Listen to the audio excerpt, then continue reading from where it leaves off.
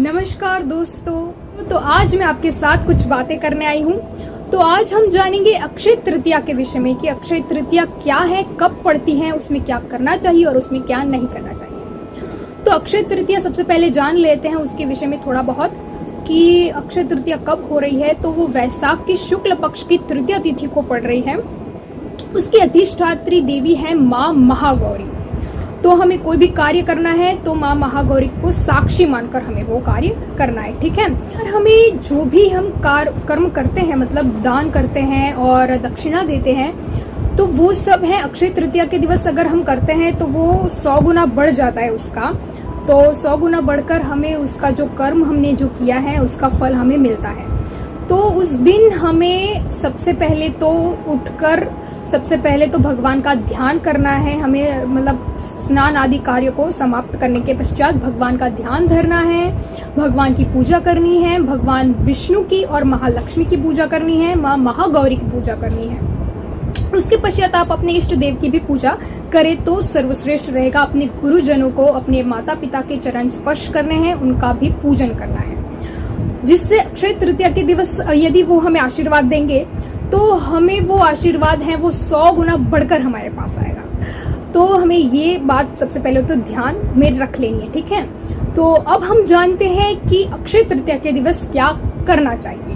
सबसे पहले भगवान विष्णु की पूजा आप अवश्य ही करें।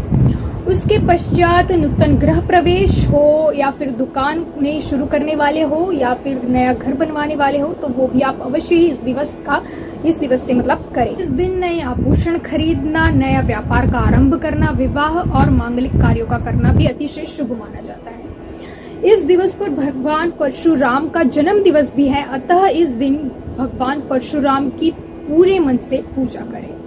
उसके बाद मैं आपको बता दूं कि बद्रीनाथ धाम है, उसकी भी आज के दिवस यदि परिक्रमा हो या फिर उनका दर्शन हो तो वो भी अतिशय शुभ माना जाता है। तृतीया के दिवस पितरों को तर्पण भी अवश्य ही करना चाहिए, जिससे 100 गुना बढ़कर वो पितृ तर्पण उनके पास जाए और उन्हें स्वर्ग की प्राप्ति हो जाए।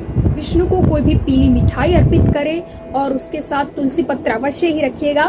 उसके पश्चात माँ लक्ष्मी को जो है वो गुलाब की कोई भी मिठाई हो, जैसे कि अगर हम गुलाब जो शरबत पीते हैं वो भी हम चढ़ा सकते हैं, कोई भी गुलाबी रंग की मिठाई भी हम चढ़ा सकते हैं माँ लक्ष्मी को। के बाद हम उन्हें एक गुलाब का फूल और या फिर कमल अर्पित करें। उसके पश्चात भगवान विष्णु को पीला फूल और एक कमल अर्पित करें।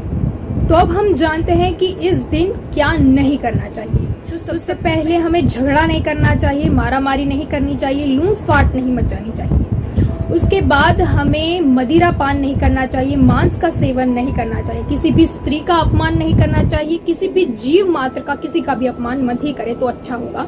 गौ का ना करे, ना ही ब्राह्मण का करे। और अगर हम करते हैं तो उसका पाप कर्म जो हमने किया है वो भी 100 गुना हम पर बढ़कर आ जाएगा, ठीक है।